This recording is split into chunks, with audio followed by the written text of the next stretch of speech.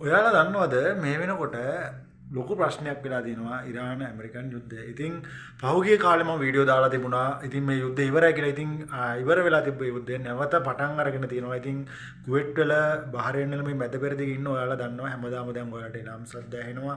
ඉතින් ඒකත් එක්ක ඔයාලා තරමක් බය වෙලා ඇති. ඉතින් බය වෙන්න කාර්යයක් නැහැ. මොකද සිවිල් ජනතාවට කිසිම හානියක් නැහැ මේ වෙනකොට. ඉතින් තියෙන එකම ප්‍රශ්නේ තමයි දැනට වැඩ කරන එයාපෝට් ෆ්ලයිට් ඉස්සරහදී වැඩ කරයිද නැද්ද කියන එක ගැන තොරතුරක් හරියට දෙන්න බෑ. මොකද මේක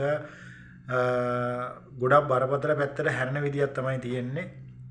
මේ වෙනකොට ගොඩක් කට්ටිය කුවේට් වල ඉන්න ගොඩක් කට්ටිය විශේෂයෙන් බලාගෙන හිටියේ තමන්ගේ රටට යන්නත්. එතකොට තමන් හම්බ කරපු බඩු මුට්ටු ලංකාවට යවන්නත්. ඉතින් බඩු නම් යවන්න බැරි වෙලා තියෙනවා.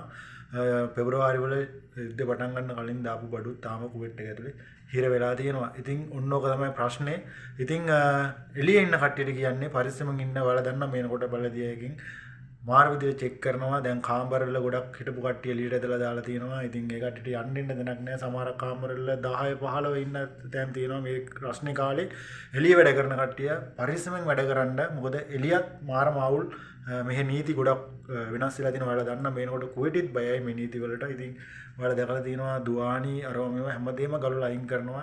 ඉතින් ඒ හින්දා අකාමනතු වෙලි වැඩ කරන ඔයාලත් පරිස්සමෙන් වැඩ කරන්න. ඉස්සරහදී මොනවද වෙන්නේ මොනව වෙයිද ඔයාලට මොන වගේ තීරණයක් ගන්න වෙයිද කියන එක ගැන තාම හරියට උත්තරයක් දෙන්න බෑ.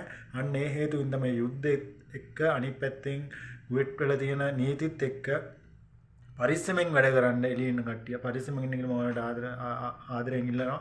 ඉතින් තවත් මේ වගේ අප්ඩේට් වීඩියෝ එකකින් හමු වෙමු. හැමෝටම සුබ දවසක්. ජය වේවා.